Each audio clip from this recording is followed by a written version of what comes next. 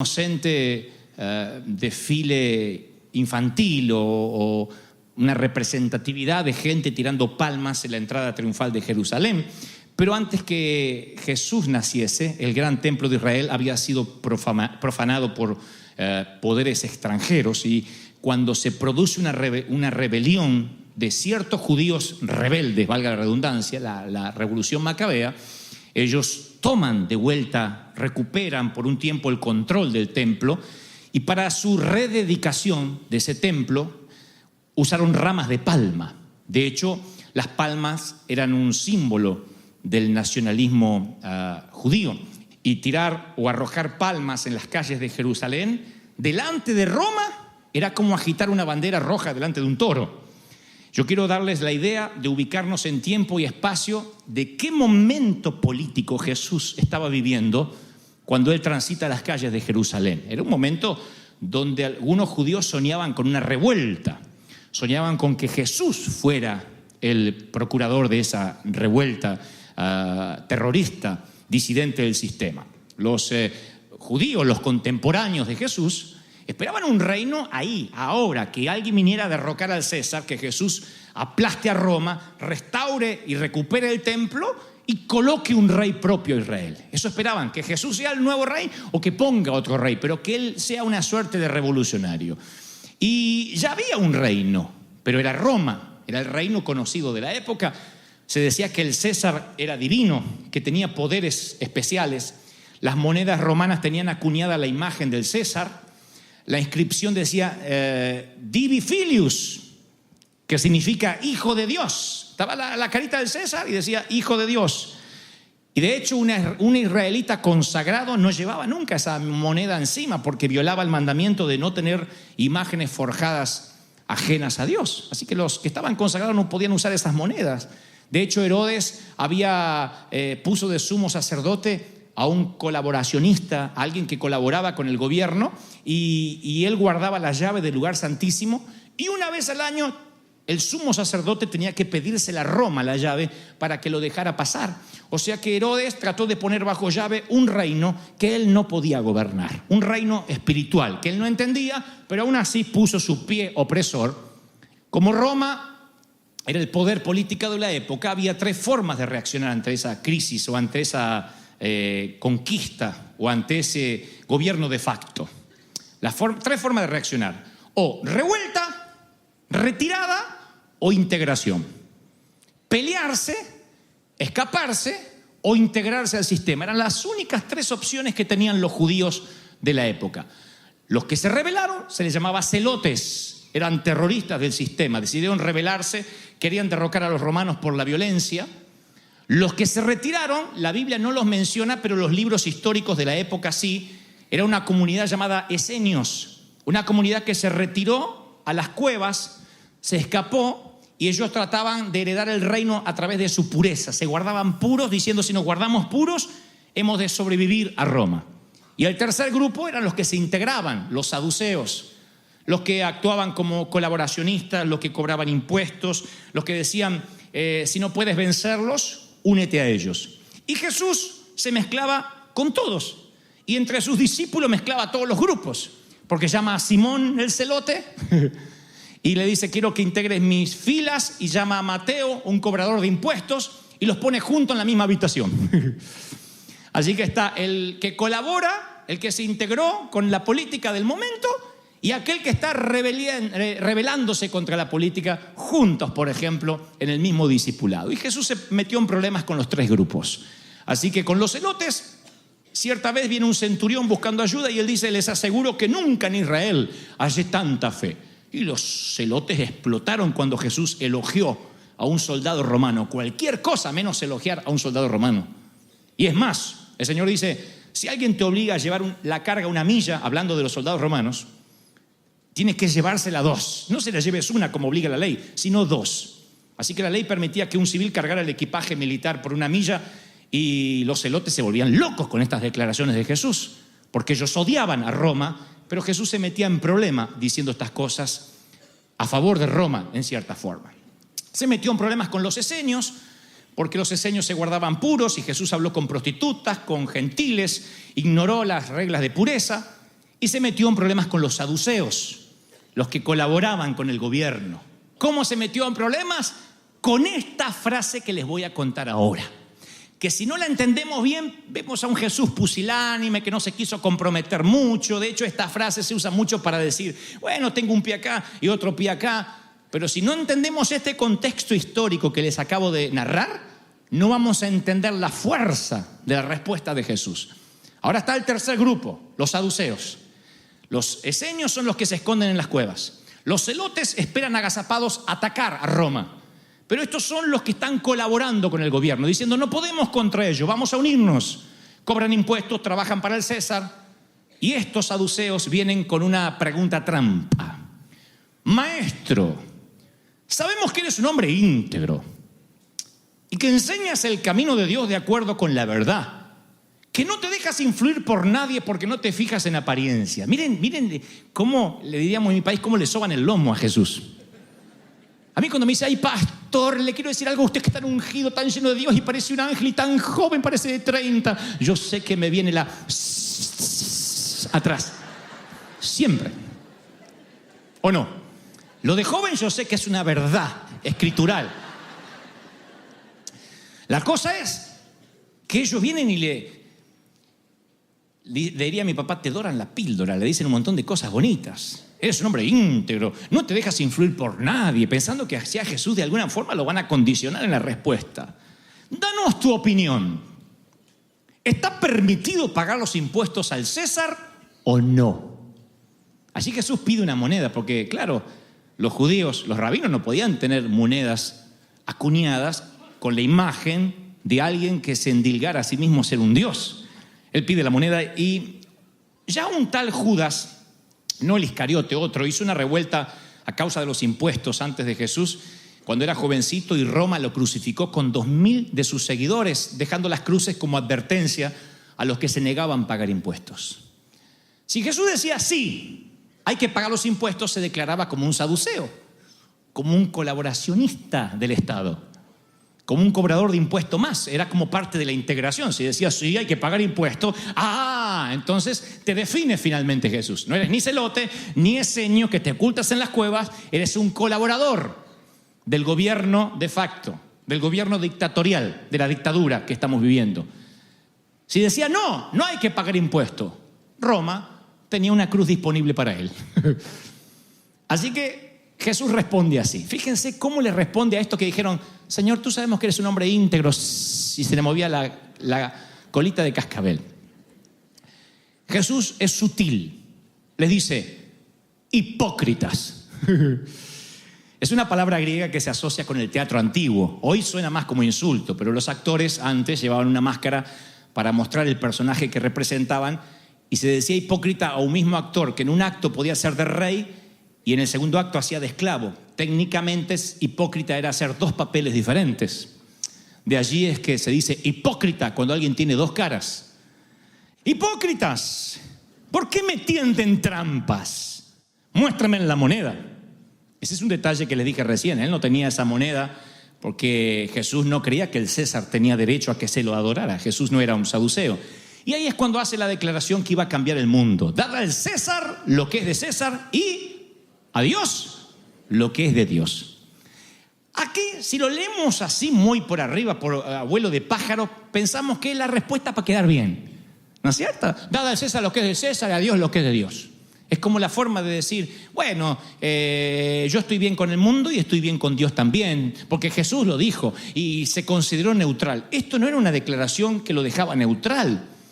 Jesús nunca se andaba con vueltas. De hecho, cuando él predica en la sinagoga, lo sacan de la sinagoga y lo lleva hasta un peñasco, hasta un desfiladero, para que se caiga por el sitio más alto de la montaña, porque esa era la forma de ajusticiar a los falsos profetas. Jesús se metía en problemas cuando hablaba, cuando declaraba. Así que no puedo creer que ahora dice, bueno, al César lo que es del César y a Dios lo que es de Dios. No, ese no es Jesús. Él no estaba diciendo cumple con Dios y con el gobierno. Él estaba afirmando su sentencia de muerte. Para Roma, decir que había cosas que no le competían al César era traición. En otras palabras, la estrategia de Jesús fue, yo no haré como los celotes, no voy a pelear, la violencia no es lo mío. La retirada tampoco, no voy a huir como los esenios. Tampoco voy a colaborar, no voy a integrarme como los saduceos. Hay un cuarto camino, y el cuarto camino es, a ver si me entienden, hay cosas que ni las entiende el César. Hay cosas que no son del César, nunca las va a entender, hay cosas que no les competen a él. Y esto es el meollo, lo medular, lo que Dios me dijo que te diga esta mañana. Puedes vivir toda una vida, aún sirviendo al Señor o creyendo que lo sirves, y en el sistema en el que te mueves, aún es el sistema del César. Cosas que puedes manejar, donde todavía no se incluye el factor Dios. Puede que tú digas, bueno, este año Dios me prosperó porque trabajé mucho, y eso no significa necesariamente que Dios haya intervenido. A lo mejor es un motivo de agradecimiento, que te dio salud, que te dio trabajo, pero no está el factor sobrenatural donde deja a César afuera, donde el sistema natural no puede operar. Como les dije el domingo pasado, somos cuerpo, alma y espíritu.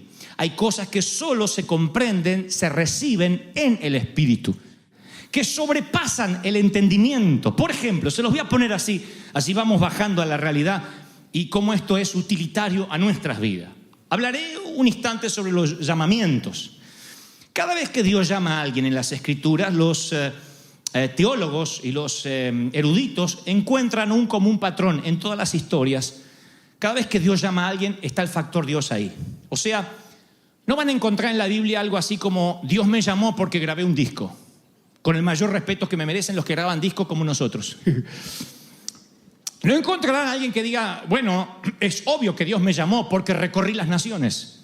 Si tienes dinero, puedes pagarte un avión, recorres naciones, no significa que Dios te haya llamado, aunque prediques o cantes. Otros dicen, bueno, es obvio que Dios me llamó porque mi iglesia es muy grande. Eso no significa que Dios te haya llamado. Hay decenas, hay miles de iglesias grandes en todos los continentes y no significa que el factor sobrenatural esté allí. Pueden ser motivos de agradecimiento, pero no significa, no hablan que el factor Dios haya estado en la ecuación. Cuando el factor está en la ecuación, siempre hay algo sobrenatural que no se puede explicar. Hay cosas que no son del César. Hay cosas que son divinas. Hay cosas que no competen al ámbito horizontal, que son verticales y se creen, se reciben por la fe. ¡Aleluya! Yo veo los llamados en la Biblia y veo que todos los llamados son tareas de alto riesgo. Yo veo, por ejemplo, que nunca Dios se molestaba en las Escrituras en interrumpir la vida de alguien para que realice una tarea sencilla. Lo llama a Moisés en una llama ardiente para que, no le dice, hazte cargo de 20 ovejas más. No, le da una misión casi suicida. Todo Hebreos 11 está dedicado a una serie de encuentros en los que Dios pide tareas de alto riesgo. Cada vez que Dios llama son tareas de alto riesgo. A Noé le dice que construye un arca en el medio del desierto, en medio de las burlas. A Abraham le dice que deje todo lo conocido porque va a ser papá a los 99. A Moisés que desafía a Faraón. Entonces yo veo que todo lo que tiene que ver con factor Dios no tiene que ver con el César. A mí Dios me llamó porque me gusta hablar.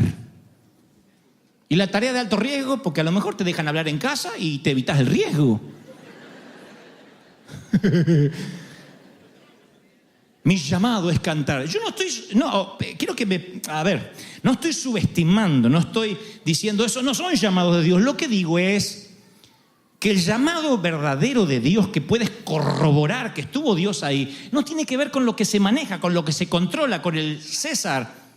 Busca en la Biblia, por ejemplo, alguno de estos llamados que haya agradecido. Busca un llamado que diga, ¡ay, qué estupenda, Señor, oportunidad de servirte! Desafiar al faraón. Siempre quise desafiar al faraón. ¡Aleluya! No. Enfrentar a los madianitas, claro. Si hoy justo me levanté y digo, qué gana de enfrentar a los madianitas. Pasar una noche en el foso de leones, por supuesto, Señor. Dormir con la gorda o con el foso, da lo mismo. Estoy acostumbrado a dormir con fieras. ¡Oh! No digas, porque dormís afuera hoy, ¿eh? Entrar a un horno en llamas, sí, claro. ¡Claro! ¿Cómo no voy a entrar en un horno en llamas? Seguramente a Jesús se le va a ocurrir la genialidad de aparecerse ahí y vamos a estar en las Biblias, seguro. Casarme con una muchacha embarazada aunque aún es virgen, yo.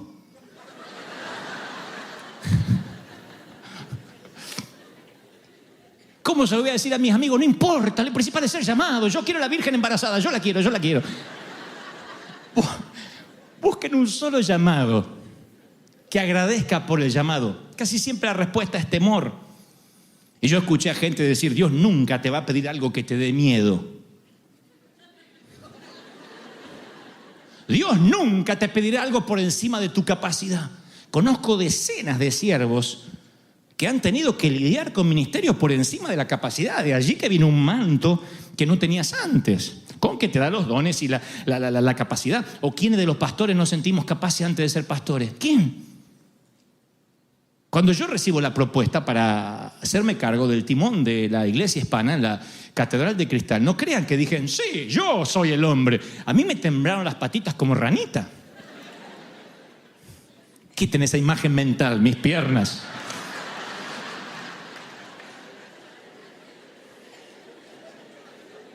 Diciendo, ay, pobrecita, el pastor como ranita. Shh.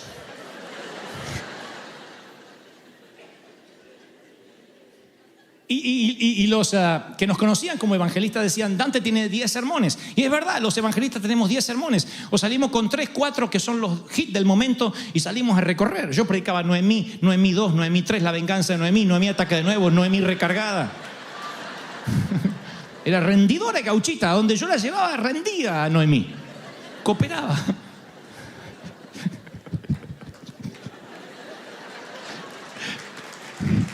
Y un día Dios me llama, algo con lo cual yo no estoy capacitado.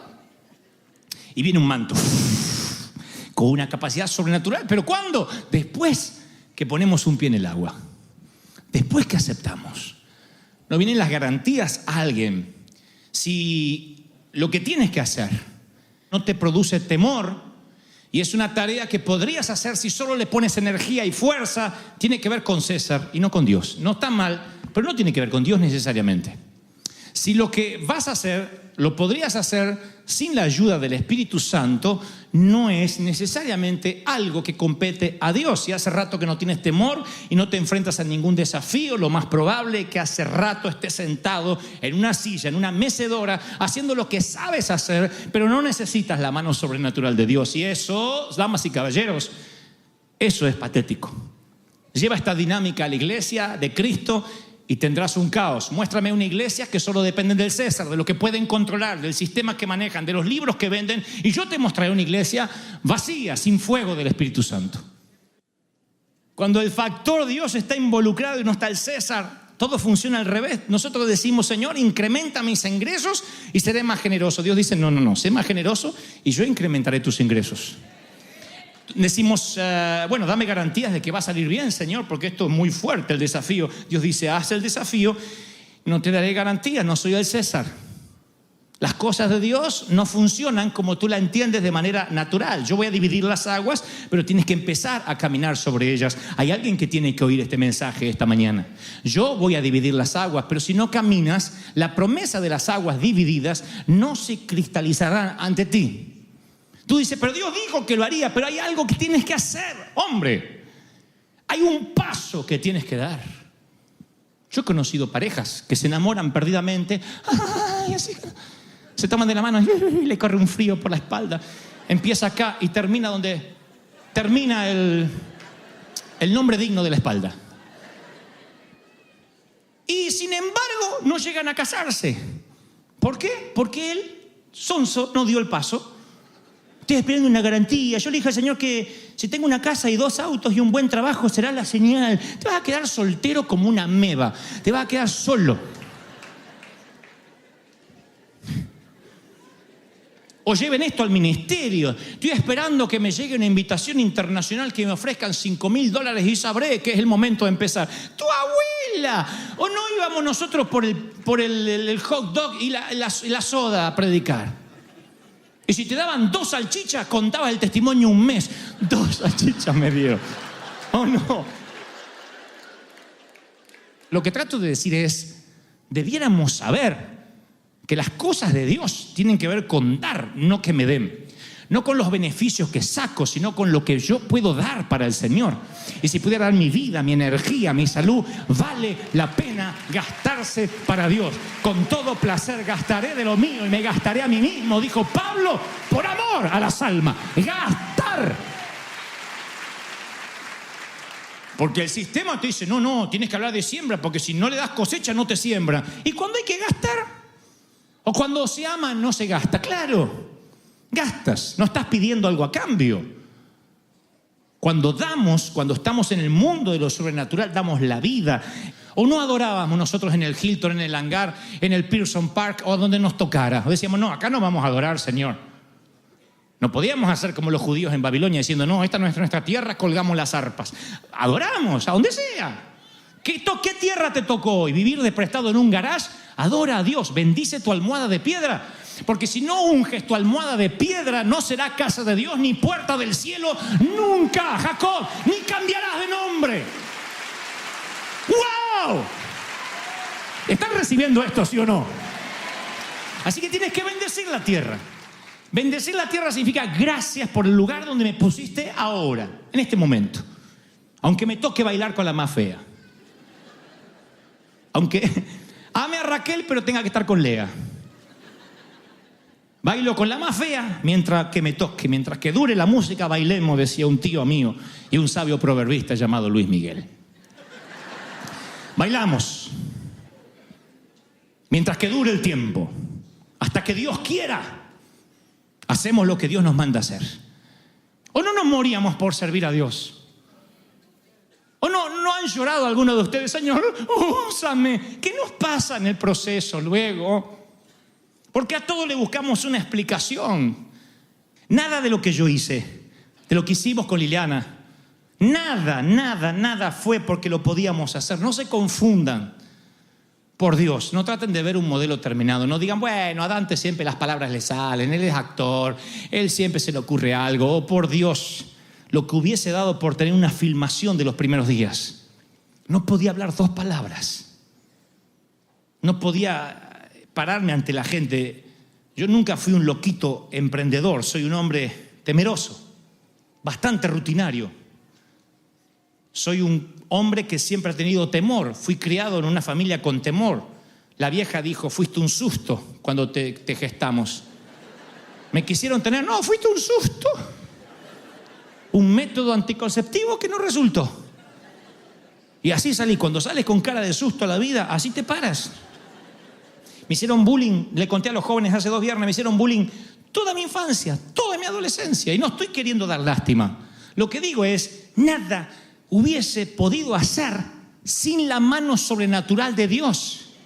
De allí es que no puedo enorgullecerme, porque si yo pudiera decir, bueno, a mí me cambió Harvard. Realmente cuando estuve por Harvard me cambió. El doctorado, cuando pasé por el Oral Roberts, ¿vieron que alguno dice Oral Roberts? Hubiese querido ir a Harvard y Oral Roberts. Pero como no fui a Harvard ni Oral Roberts,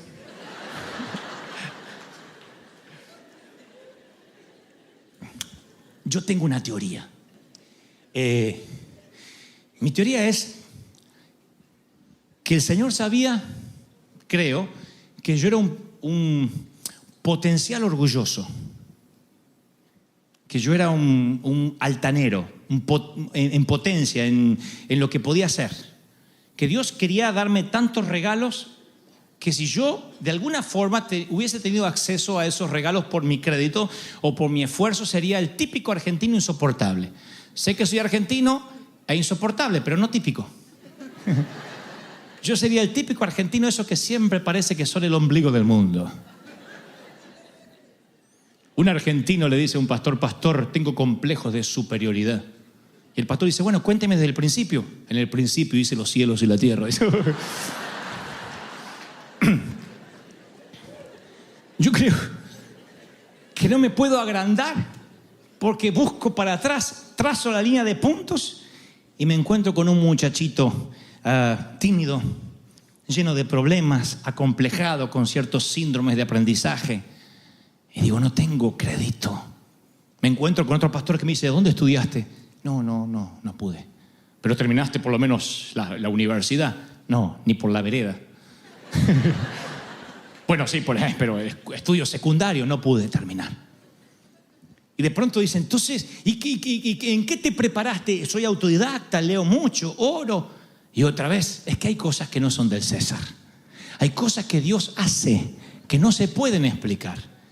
Y esas cosas inexplicables son las más asombrosas, las más maravillosas, porque únicamente pueden venir del Señor. Y lo más grande de eso es que nadie se puede llevar el crédito. Nadie puede decir, bueno, es que se supone que Dios me iba a usar. No, van a la Biblia y verán a un Moisés temeroso que no quiere ir, a un Abraham que no quiere ir, a un Gedeón que está temblando. Vean todos los llamados y verán hombres y mujeres diciendo, no tenemos la capacidad, no podemos. Y dice, tranquilo, de eso se trata. Hay cosas que no son del César. Hay cosas que son de Dios. No soy yo este mismo hombre que cuando bajo del stage, y no soy hipócrita, aclaro, digo, no me ando sonriendo todo el día. Soy un hombre más bien callado, muy concentrado en mí mismo. Y ustedes dirán, ¿y qué hace que puedas inspirar? Es que hay cosas que no son del César. No puedo explicarlas. Simplemente el fuego viene, la palabra fluye y Él no deja a su pueblo sediento, independientemente. Entonces es imposible respirar el aire nuevo si no soltamos el viejo. Y en términos espirituales es exactamente igual. Es imposible comenzar lo nuevo, decir, me aferro a la palabra de que este es el año de la cosecha, si no soltamos las cosas del 2019, del 2008, de 1997. Hay cosas que tienen que ser soltadas de una vez. Hay de los que dicen, no hables tanto del pasado, habla del futuro. Pero ¿cómo vamos a hablar del futuro si la gente enfrenta el presente, encara el futuro con vendas, con apósitos y con heridas que empiezan a supurar, que empiezan a infectarse, el olor pútrido empieza a ser despedido? Entonces nada de lo que se tapa es para que se cubre. A veces la carga del pasado nos envuelve, nos quita el oxígeno y no nos deja respirar y no nos deja mirar hacia el futuro. Entonces, si bien las heridas tapadas pueden llegar a infectarse, ¿cuándo es que tapamos esas heridas por primera vez? ¿Cuándo es que no dejamos que el Señor, como un gran cirujano, las intervenga y quite y limpie y ponga asepsia allí? Pienso que la primera etapa que eso sucede es la niñez. La niñez, los niños son hasta ahora el mayor milagro que yo jamás haya visto. Y David, que en cierta ocasión clamó por la vida de un hijo que se le estaba muriendo, mientras que su hijo se debatía entre las garras de la muerte y de la vida, ese bebé se estaba muriendo, él clamaba y ayunaba para que ese hijo viviera. Tan pronto su hijo muere, él siente que ese hijo, de alguna forma, esa saeta, esa flecha, había caído en tierra. No había podido lanzarla a los aires, aunque el niño obviamente se había ido a la eternidad. Y él escribe con mucho dolor, he aquí, herencia de Jehová son los hijos, Salmo 127:3. Cosa de estima el fruto del vientre, pero son como flechas, como saetas en manos del valiente. ¿Por qué David compararía a los hijos con flechas? Tal vez porque se deba al potencial que ellos tienen y que nosotros como padres los podemos lanzar, los podemos guiar. No podemos decirnos dónde ir, pero podemos guiarlos, darles el primer impulso. Somos responsables de tensar el arco que acelere sus logros, que acelere su bienestar emocional. Los ponemos allí y lanzamos a los hijos. Y hay aquí gente que les tensaron el arco de alguna forma. Les dijeron, vamos para allá. Ve a ese país que te va a ir mejor. Estudia, prepárate. Tus tutores, tu tía, quien te haya criado. Pero eso no es lo que nos compete a hoy, sino que yo quiero hablar de las flechas rotas. Aquellas flechas que se rompieron y las taparon con una curita. Las flechas que algunas se rompieron en la aljaba. O aquellos que fueron tensados y lanzados a la calle, a tener que abrirse camino a duras penas en la vida, en el sexo, contra los abusos, Esas son las flechas partidas, los hombres y mujeres de hoy que empezaron la vida adulta con heridas de cuando eran niños.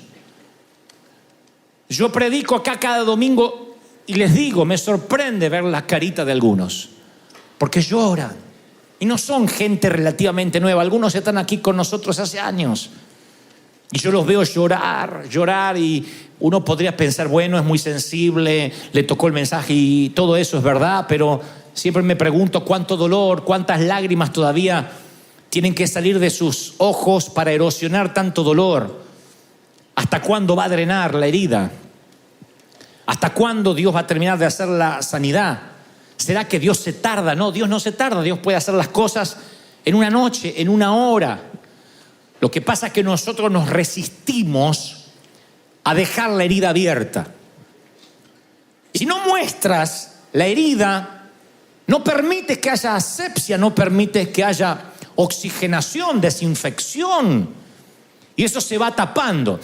Entonces ustedes tienen aquí a un servidor que cuando llegó a la iglesia, le dijeron, para que Dios te sane tienes que empezar a servir, no pensar en el pasado.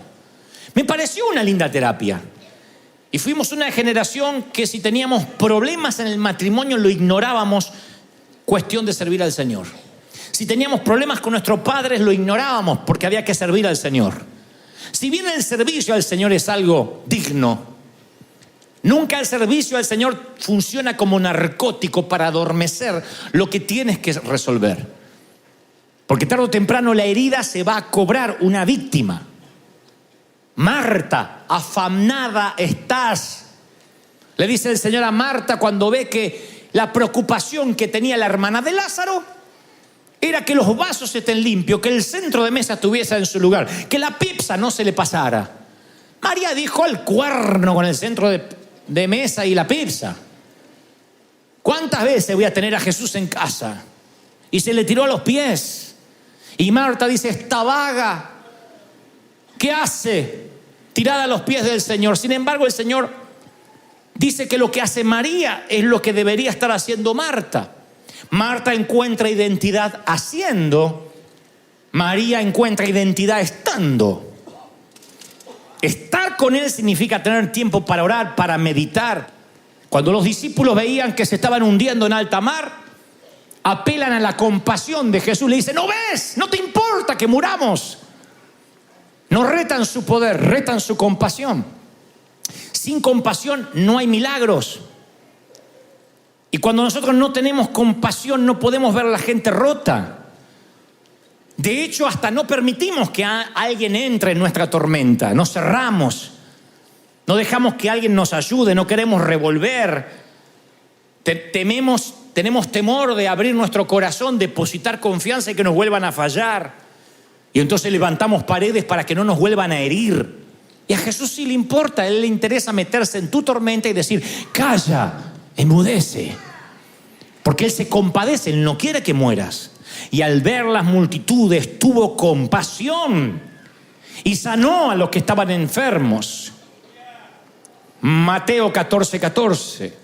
Marcos 1:41 dice, y Jesús teniendo misericordia de él, extendió la mano y con compasión le dijo, quiero, sé limpio. Podemos levantar la iglesia más poderosa en cuanto a luces, pantallas. Si la gente rota, herida, no siente compasión, no siente una voz de compasión, solo va a encontrar religión. Y la religión mata, la religión es el opio de los pueblos. La religión siempre mata la relación para con Dios. Y Dios no quiere religión, quiere relación. Y sanarte. Ya te aclaro que algunos se sanan rápido y otros tardan semanas. ¿O no? Visita un hospital. Hay algunos que están en la sala de emergencias por boberías. Y otros están por cosas más serias. Y a veces, como el Señor nos habló hace un par de semanas, hay que liberar la cama rápido para los más críticos. No podemos adueñarnos de la cama. Les conté una vez que hace muchos años atrás fuimos a un viaje a la costa argentina. Todo el viaje de la costa argentina, allá del Océano Atlántico hasta Buenos Aires, yo iba manejando y me daba el sol de frente. Y el sol me iba pegando acá en una camiseta en B que yo tenía. y el brazo. Llegué a Buenos Aires a la noche. Tenía acá un triángulo rojo, así. Pero diabólico, rojo como ese bolso, así. Me había quemado hasta el intestino desde acá. Así que fuimos volando al hospital de emergencia. No aguantaba. ¡Ay! Gritaba. Entonces llego al hospital. Así, con el bracito y acá. Y cuando estamos ahí en la emergencia, pasa una camilla con uno recién balaceado por la policía. Venía con los intestinos así. ¡Ah! Y pasaba con los intestinos. Y yo, ¿qué pasó? Y dice, no, es un delincuente, estaba asaltando, lo agarró la policía, lo tiroteó y vino para acá. Venía hasta esposado a la camilla. Venía otro así, ¡ah! ¿Qué le pasó? Le había explotado no sé qué en la mano y traía en hielo parte de la mano. Y dice, ¿y usted qué le pasa? Yo tengo un triangulito de la...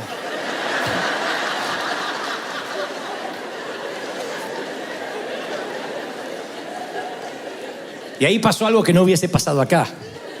Salió un médico argentino y dice, a ver, tomatito.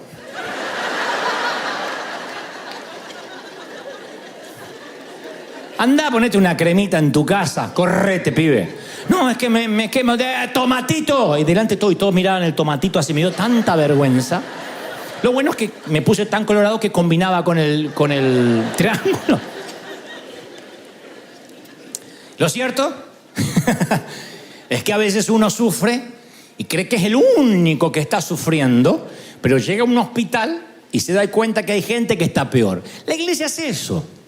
Hay algunos que necesitan simplemente una dosis pequeña de una palabra, algo que los aliente, se direccionan enseguida, y otros van a permanecer en cuidados intensivos por meses. Como pastor y por mi salud emocional y mental, tengo que entenderlo, lo tienen que entender el equipo pastoral, que así va a funcionar, que de eso se trata, que la gente no se sana de inmediato de la noche a la mañana. Y que esas heridas pueden ser la de un tomatito o pueden ser la de algo más grave, de tener intestinos saliéndose. Y yo creo que hay muchos aquí que fueron niños que quedaron en un fuego cruzado en algún momento en la vida. Quedaron en el fuego cruzado cuando eran adolescentes, de familias disfuncionales de violencia de género. Por eso yo decía en el primer servicio, e insisto con esto, yo bendigo y celebro a los que trabajan en escuelas públicas, porque están tocando niños que son los que van a construir el futuro, son la generación de relevo, y a veces lo único que puedes hacer es tocarlos, como hizo Jesús, y tocó y los bendijo, dijo, déjenlos venir a mí. A veces no puedes aconsejarlo, no puedes mandarle una visitadora social. A veces lo único que puedes tocar es la cabecita de un niño. Nunca subestimes el tocar la cabecita de un niño. O decirle a un niño, campeón, ¿cómo va? Princesa. ¿No saben cómo sana eso a una niña que ya está preocupada por su cuerpo? Preocupada porque no nació en el hogar que quisiera nacer. No saben cómo sana a un niño, campeón. Yo recuerdo mi tío, que además era mi padrino, el hermano de mi madre, se llamaba Tito, o le decían Tito, claro. Él tenía en su casa una habitación llena de muñecos y muñecas de porcelana, muy caros. Mamá decía, se mira y no se toca, no podía ni respirar encima de esos muñecos. Eran muñecas bastante fantasmagóricas, por cierto. Gigantonas. Todas habían comido gluten. Y recuerdo que en un momento yo me metí en esa habitación, porque era el único entretenimiento de ir a la casa del tío. Me metí en la habitación prohibida. No sé qué hice. Un mal movimiento y dos muñecas de arriba y decir, ¡paf! Y volaron ojos, oreja, pierna. Un ojo hizo... Y yo quedé así. Eso era mi 9/11. Yo quedé paralizado. Entró el tío. En silencio, levantó, juntó los ojos, la oreja, la pierna, puso las dos muñecas rotas en su lugar y me dio un abrazo. Yo me sentí amado. Y luego me hizo así en la cabeza. cuando era la época donde no importaba que me despeinara. Y me hizo así.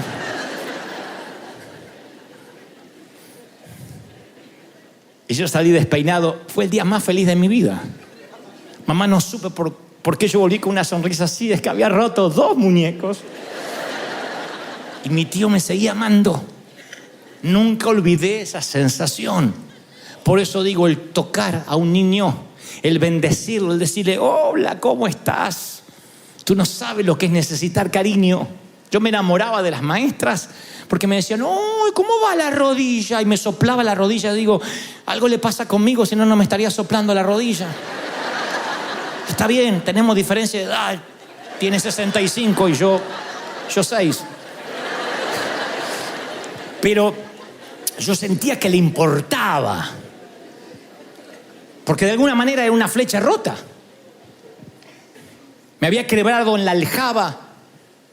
Porque cuando necesité el abrazo de mi mamá no podía por el cáncer. Entonces ya en la aljaba yo ya estaba quebrado. Y después, cuando me tensaron en el arco, yo sabía que no iba a poder llegar muy lejos a menos que la intervención divina estuviese allí.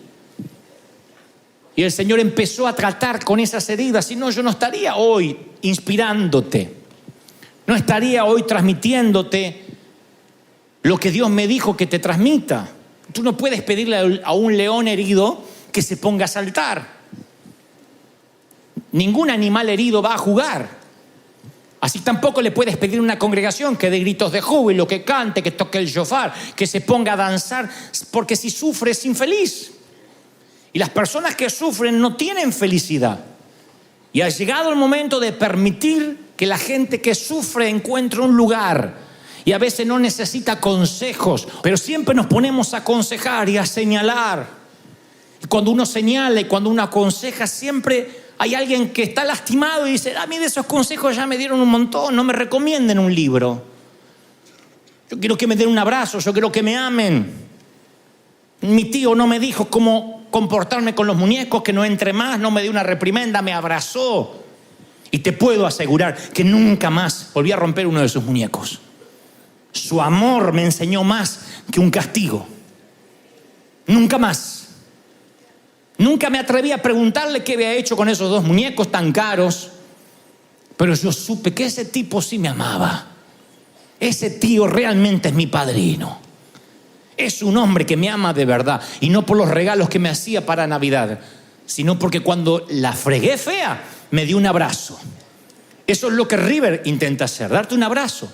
No celebrar el pecado, no hacer apología que no cambies de vida, simplemente decirte, te entendemos, te comprendemos, no queremos que nadie se pierda. Soy tu pastor, estamos juntos en esto y vivos o muertos vamos a llegar a casa, vamos a llegar al puerto. ¿Sí o no? Te acostarás y no habrá quien te espante. ¡Qué lindo! Yo decía hoy el chiste de que a lo mejor te espanta el cónyuge. No, pero el peor espanto viene de tu propio interior. ¿Cómo escapas de ti mismo? ¿Cómo uno escapa de uno? A veces hay fantasmas que no te dejan descansar. Entonces nunca tienes la sensación de gozo, de paz interior. Dios te ama tanto que se preocupa por tu descanso. En paz te acostarás, así dormirás. ¡Qué lindo! Te haré descansar en delicados pastos. Dios es el único que se ocupa de tu descanso. Porque Dios junta las flechas rotas. Dios sabe dónde nacemos. Y cuando Él ve que fuimos criados en una aljaba de gente mezquina, de gente ruda, Él las levanta, esas flechas, y de alguna forma hace que alcancen su rumbo. Y cuando uno entiende que necesita ser curado, que a veces los problemas con los que lidiamos están arraigados en el pasado, uno sabe que la palabra de Dios, como dice la Escritura en Hebreos, es la misma ayer, hoy y por los siglos. O sea, que te puede dar una palabra hoy para sanar el pasado. ¿Lo crees o no? Dios te puede sanar hoy. Perdonar, sanarte es romper la valla entre el pasado y el presente. Tienes que perdonar y tienes que perdonarte. Porque hay gente que dice, yo arruiné la relación, yo rompí los muñecos, sí. Pero el amor supera cualquier error. Supera cualquier error. Parece que yo tenía serios problemas para entender eso. Porque mira, Yo le puedo decir a una muchacha, a una jovencita, que tuvo un padre muy riguroso, un padre que la castigaba, o lo que es peor, que la abusaba. Imagina la identidad de una niña que para sentirse amada siente que está bien que se deje toquetear para ganarse el respeto de papá, que encima le dice shh. Se llena de silencios, de abusos, y esa niña así es como se relacionó con su papá o con el esposo de la mamá o de alguien muy cercano a ella. Ella dice, para que me quieran tengo que dejar que hagan tal cosa, que no las entiendo bien, pero tengo que dejar, y ya me dijo que esto queda entre nosotros. Esa mujer crece, para cuando se da cuenta que le robaron la inocencia, ya es una adulta. ¿Cómo cree que va a ver a la pareja, al hombre y a Dios y a los pastores? Ella va a tener la idea de que todo hombre, si se acerca a ella, es porque ella va a tener que entregar algo, y eso incluye a Dios. Entonces, su punto de referencia está fuera de foco. Yo digo, Dios te ama, te abraza, no importa que hayas roto muñecos. Y ella dice, no. Nunca conocí a alguien que no me pidiera nada a cambio. Ya su foco está distorsionado. La pasamos por las aguas del bautismo, le damos la Santa Cena y la ponemos a trabajar. Aún así su foco está distorsionado. Por eso las iglesias legalistas crecen. Por un tiempo crecen mucho. Porque la gente necesita ver a un Dios recto, castigador, como ese padre, como esa madre. La gente está aterrorizada. Tiene miedo de faltar a la iglesia, pero no por fallarle a Dios o porque su relación se va a dañar, sino porque me van a descubrir, me van a echar, me van a excomulgar, me van a disciplinar. Yo siempre cuento la historia de la mujer que estaba barriendo la iglesia y no quería llevar lo que había juntado a la basura. Y entonces mira para un lado, mira para el otro y mete la basura debajo de la alfombra del púlpito. Y hay una voz que sale de arriba y dice, yo vi lo que hiciste. Y dice, ¿quién es? Soy yo, tu Señor.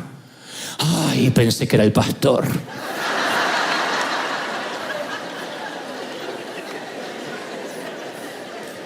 Y a veces el temor a fallar al ritual, a la religión, es más grande que el estar fallándole a Dios.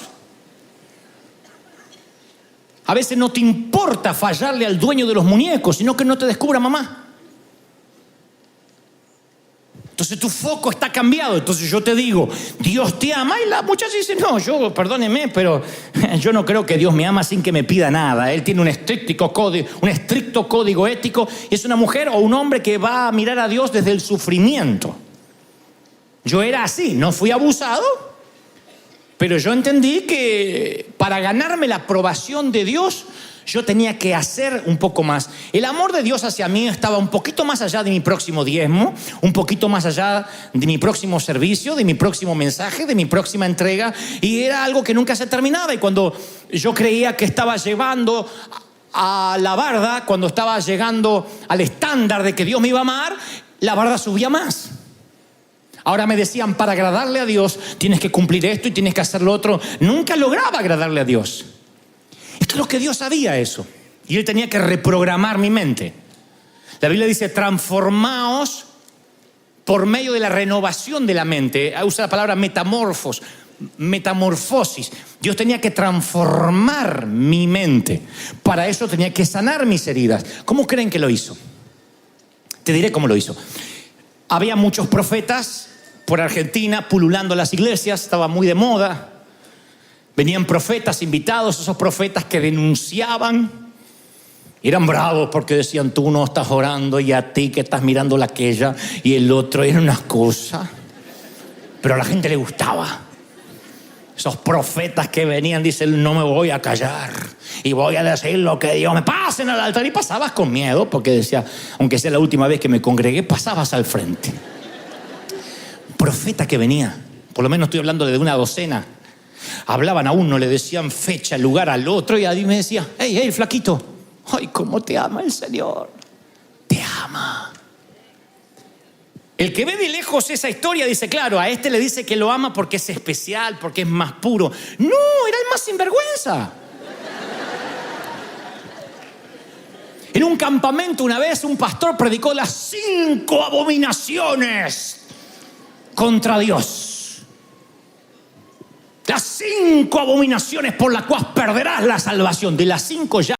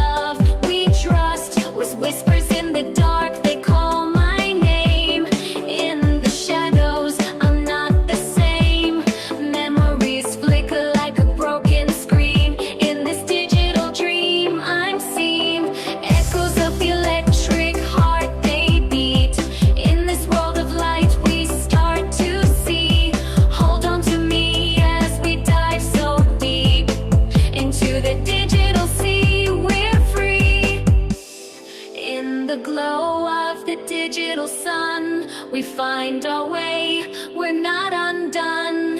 In the echoes of the electric heart, we start again from the very start. Echoes of the electric heart,